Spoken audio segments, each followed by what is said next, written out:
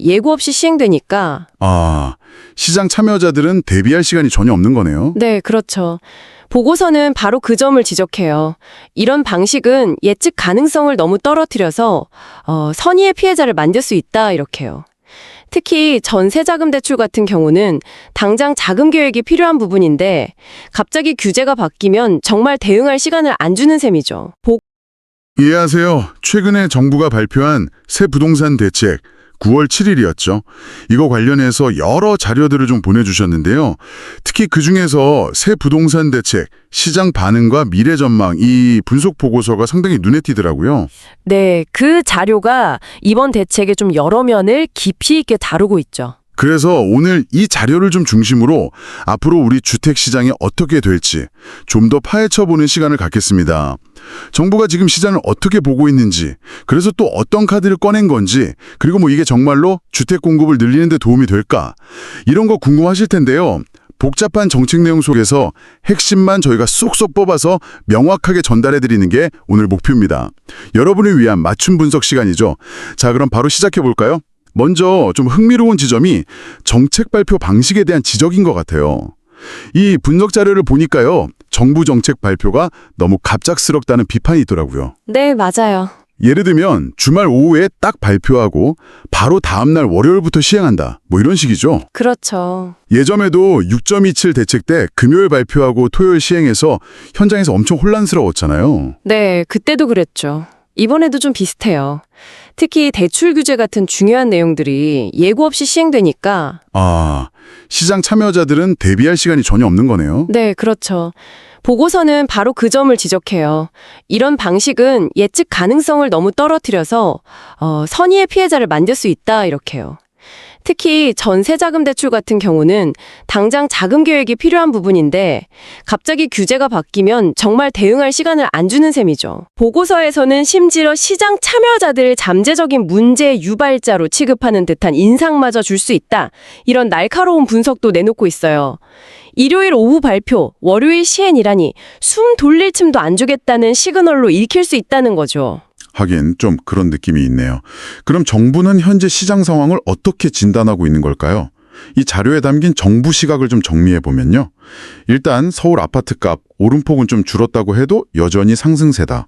그리고 반대로 지방은 하락세가 뚜렷하다. 이렇게 보고 있는 거죠. 네, 6월 대책 이후에도 상승세가 꺾이지 않았다는 점을 정부도 분명히 인식하고 있는 것 같아요. 특히 그 주택 공급 문제, 이걸 아주 심각하게 보는 것 같습니다. 그렇죠. 주택 보급률 통계를 보면 지방은 이미 100% 넘었는데 수도권은 97%, 서울은 93.6%. 이게 상당히 낮은 수치잖아요. 네, 절대적으로 부족한 거죠. 단순 계산으로도 서울은 가구 수보다 집이 6% 이상 부족하다는 거니까 이건 절대적인 공급 부족 상태다. 이렇게 진단하는 거고요. 맞습니다.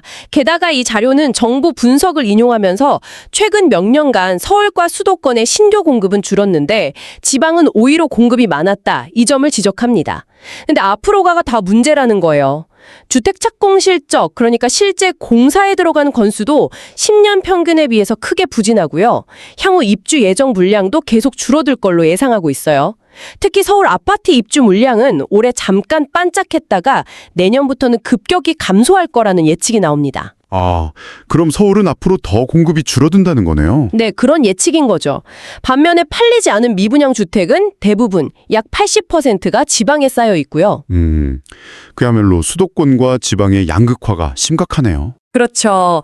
결국 이 보고서의 평가는 정부의 진단 자체는 현실과 크게 다르지 않다 이겁니다.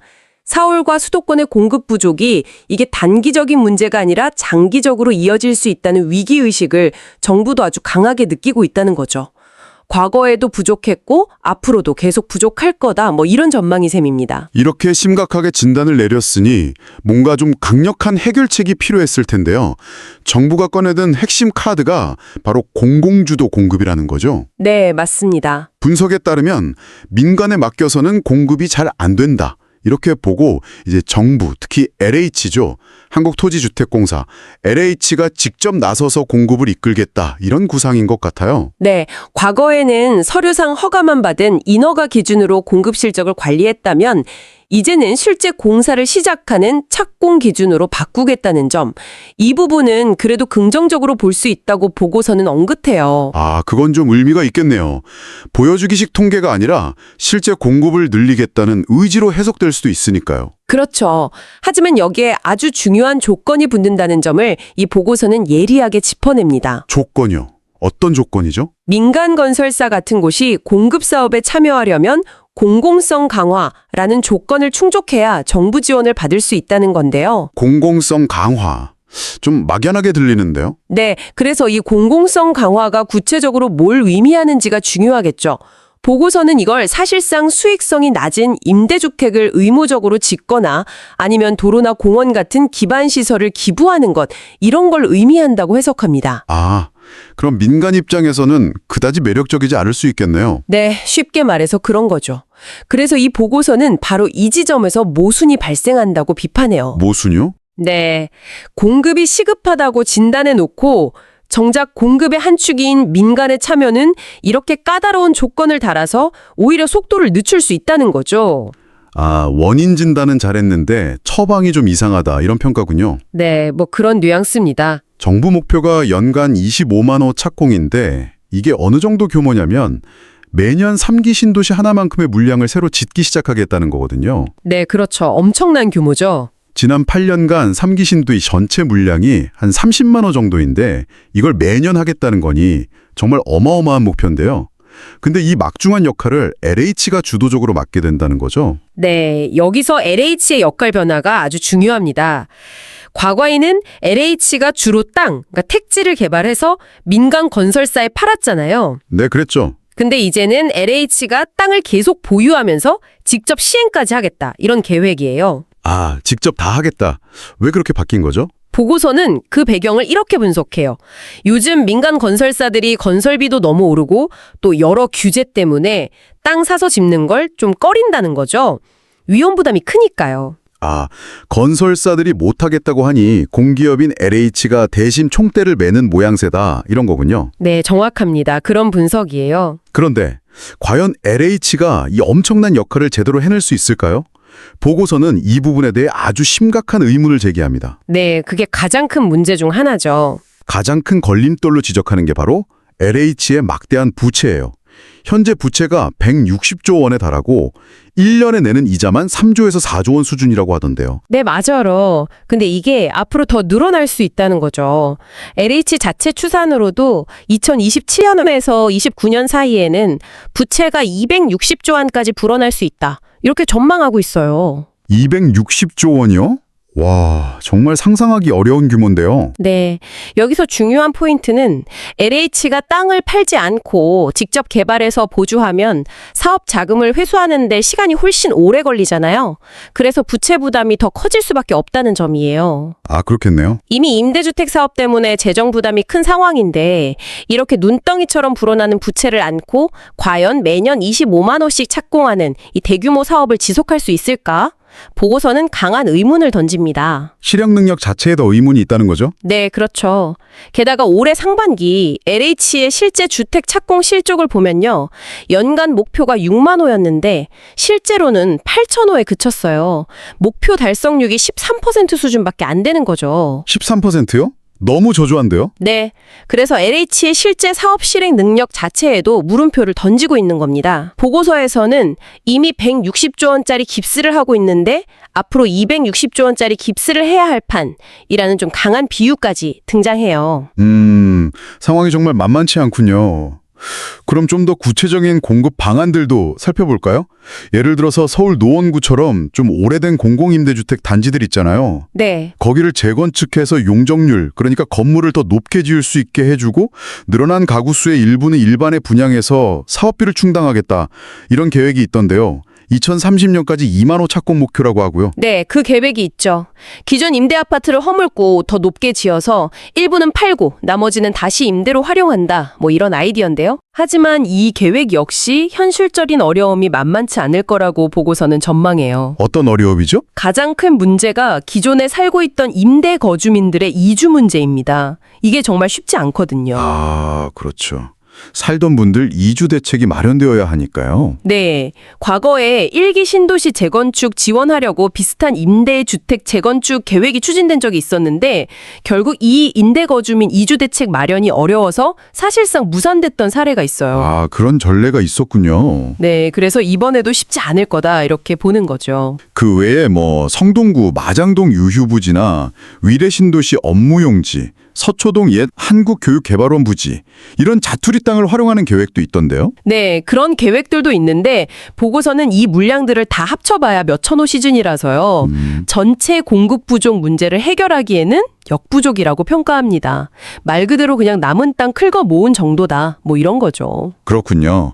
규제 완화 측면은 어떤가요? 주택건설 관련 인허가 절차를 간소화한다거나 사업자가 공공에 기부해야 하는 토지, 즉 기부채나 비율에 상한선을 두는 것, 이런 조치는 긍정적으로 평가해요. 하지만 정작 재건축 시장의 가장 큰 걸림돌로 꼽히는 재건축 초과이익 환수제, 이건 그대로 유지된다는 점을 아주 날카롭게 지적합니다. 아, 재초환. 이게 재건축 사업성을 크게 떨어뜨리는 핵심 규제로 많이들 이야기하잖아요. 그렇죠. 재건축으로 얻는 이익이 일정 수준 넘으면 정부가 상당 부분을 가져가는 제도니까요. 보고서는 이걸 거대한 댐, 그러니까 핵심 규제는 그대로 두고 하루만 청소하는 격이다. 이렇게 비유하면서 실효성에 의문을 제기해요. 댐은 그대로 두고 하루만 청소한다. 아주 적절한 비유 같은데요. 네.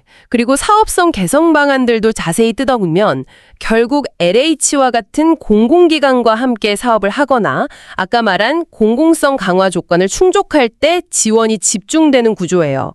그래서 민간이 단독으로 사업을 추진할 유인은 여전히 부족하다 이렇게 분석하고 있습니다. 아파트 외에 다른 주택, 비아파트 대책도 있었죠. 신축 빌라나 오피스텔을 정부가 사들여서 임대주택으로 활용하고 상가나 생숙 같은 걸 주거용 오피스텔로 바꾸기 쉽게 해준다. 이런 내용들이요? 네, 비아파트 공급을 늘리려는 시도로 보이는데요.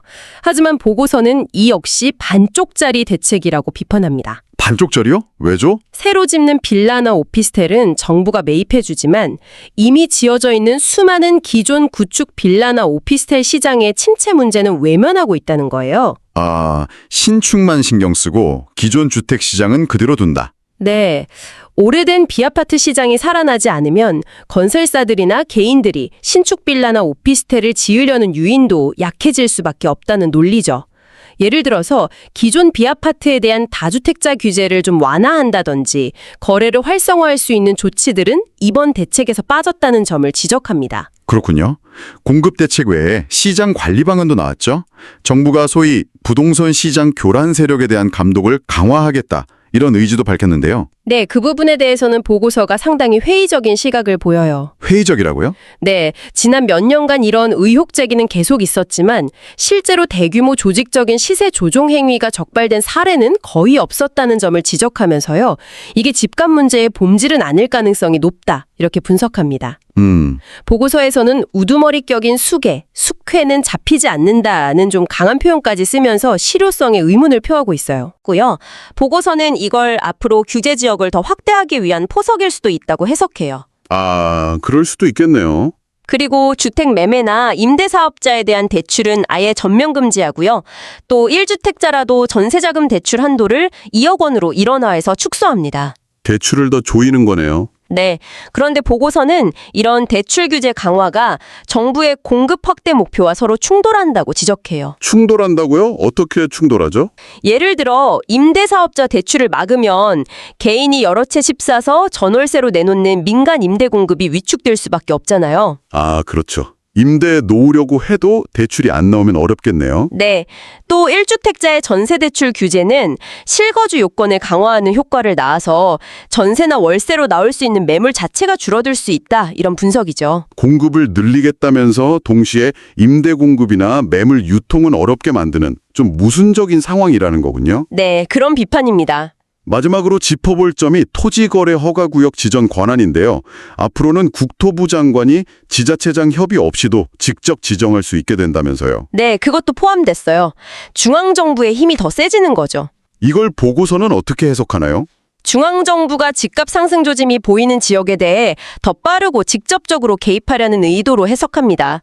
이전에는 지자체장 의견에 들어야 했지만 이제는 국토부 장관이 필요하다고 판단하면 즉시 해당 지역 토지 거래를 허가제로 묶을 수 있게 되는 거죠. 아, 시장에 대한 정부의 통제력을 더 높이려는 시도다. 이렇게 볼 수 있겠군요. 네, 그렇습니다. 자, 그럼 이 모든 내용을 종합해 볼 때 이 분석 보고서는 이번 9.7 부동산 대책에 대해 최종적으로 어떤 평가를 내리고 있나요?